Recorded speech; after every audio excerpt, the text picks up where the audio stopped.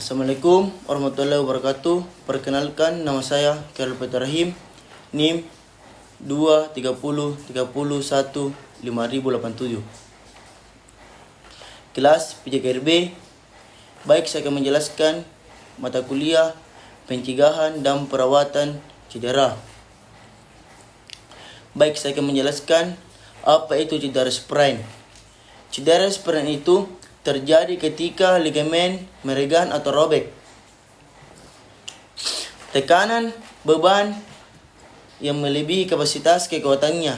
Ligamen adalah jaringan ikat yang sangat kuat dalam fleksibel yang berfungsi untuk menjaga kestabilan sendi dengan menghubungkan tulang satu dengan tulang yang lainnya. Meskipun ligamen cukup kuat, mereka memiliki batasan dalam hal seberapa banyak mereka dapat meregang tanpa rusak ketika ligamen diregangkan melebihi batas tersebut. Cedera sprain terjadi. Cedera sprain pada olahraga dapat bervariasi mulai dari tingkat ringan hingga tingkat berat. Tingkat keparahan cedera biasanya dibagi menjadi 3 derajat, yaitu derajat pertama, derajat ringan, terjadi pergegangan atau robekan kecil pada ligamen dengan sedikit tanpa perdarahan. Gejala utama biasanya adalah nyeri ringan dengan pembengkakan ringan. Derajat kedua sedang terjadi robekan sebagai pada pendarahan dan pembengkakan yang lebih jelas. Aktivitas normal dapat terhambat, mempergerakkan sendi menjadi terbatas. Derajat ketiga, derajat yang berat, robekan total pada ligamen yang dapat menyebabkan ketidakstabilan sendi yang signifikan, pembengkakan parah dan rasa sakit yang instan, seringkali disertai dengan kesulitan dan bahkan bergerak atau bahkan ketidakmampuan untuk menggunakan sendi tersebut.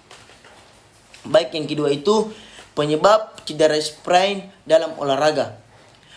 Penyebab cedera sprain seringkali terjadi ketika seseorang melakukan gerakan yang tiba-tiba atau terduga seperti berputar dan berlari atau melompat. Beberapa penyebab umum cedera sprain dalam olahraga adalah: 1. Gerakan yang tiba-tiba. Banyak olahraga seperti basket, sepak bola, dan tenis, para atlet seringkali melakukan yang cepat, berputar atau melompat.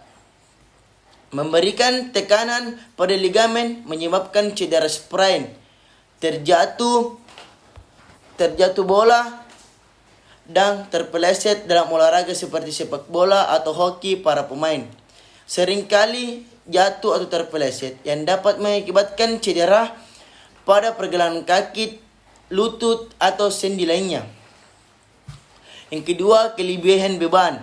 Melakukan gerakan berulang-ulang atau overuse dalam latihan dapat menyebabkan ketegangan pada ligamen yang akhirnya berisiko menyebabkan cedera sprain. Misalnya, pelari atau pemain tenis yang sering melakukan gerakan tertentu dalam latihan dapat berisiko mengalami cedera sprain karena kelebihan beban pada ligamen tertentu.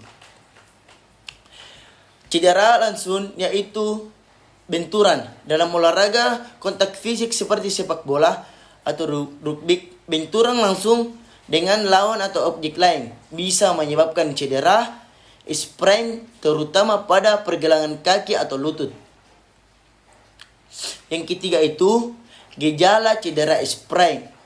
Gejala cedera sprain itu bervariasi tergantung pada tingkat keparahan cedera tersebut. Beberapa gejala itu umumnya yang dapat muncul cedera sprain adalah seperti nyeri, rasa sakit pada area yang cedera, baik saat bergerak atau saat tidak bergerak. Rasa sakit ini bisa menjadi tajam atau tumpul tergantung pada tingkat keparahan cedera.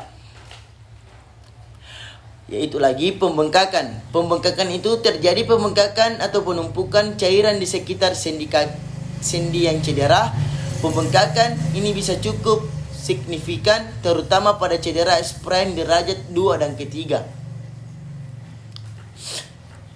Kehilangan fungsi atau rentang gerak. Cedera sprain dapat menyebabkan kaku atau sulit digerakkan pada cedera. Derajat ketiga itu kehilangan fungsi bisa sangat parah dan atlet itu mungkin tidak dapat menggerakkan sendi sama sekali. Baik, hematoma itu memang terjadi perubahan warna pada kulit di sekitar area cedera yang menunjukkan adanya pendarahan di bawah kulit. Akibat cedera itu, pembuluh darah. Yang keempat, penanganan cedera sprain. Penanganan cedera sprain itu yang tepat, yang penting untuk mempercepat proses penyembuhan,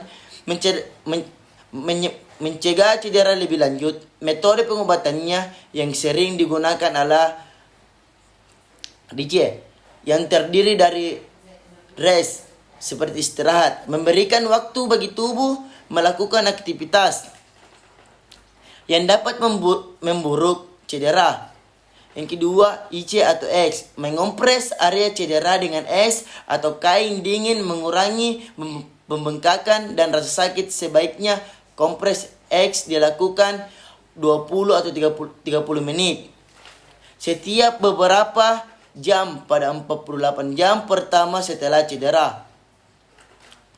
Kompresion atau kompres, menggunakan perbang etalitis atau pembalut untuk memberikan tekanan pada area yang cedera guna mengurangi pembengkakan.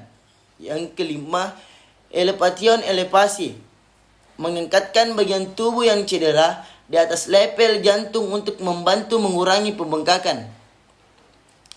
Selain itu, cedera cukup para obat anti-inflamasi non-steroid seperti ibuprofen dan dapat digunakan untuk mengurangi rasa sakit. Dan peragaan. Pada cedera sprain derajat tinggi derajat 3 terkadang diperlakukan tindakan medis lebih lanjut termasuk fisioterapi atau bahkan pembedahan untuk memperbaiki ligamen yang robek. Yang kelima, pencegahan cedera sprain. Ada beberapa langkah yang dapat diambil untuk mencegah cedera. Mencegah cedera sprain dalam olahraga antara lain seperti pemanasan yang tepat. Melakukan pemanasan yang cukup sebelum berolahraga dapat membantu mempersiapkan otot-otot dan ligamen untuk aktivitas fisik. Lebih intens, pemanasan yang melibatkan peragaan dinamis dan latihan kelenturan dapat mengurangi risiko cedera. Penggunaan peralatan yang tepat, memakai sepatu atau dengan jenis olahraga dapat memberikan dukungan yang lebih baik pada kaki, pergelangan kaki, serta mencegah cedera sprain. Selain itu, pelindung tubuh seperti pelindung lutut atau pergelangan tangan juga dapat membantu kekuatan dan kelenturan otot. Melakukan latihan kekuatan dan kelenturan secara rutin dapat memperkuat otot-otot dan ligamen di sekitar sendi, yang membantu mengurangi kemungkinan cedera. Teknik yang benar. Menggunakan teknik yang benar itu dalam olahraga dapat menggunakan tekanan yang tidak pada ligamen dan sendi, mengurangi risiko cedera.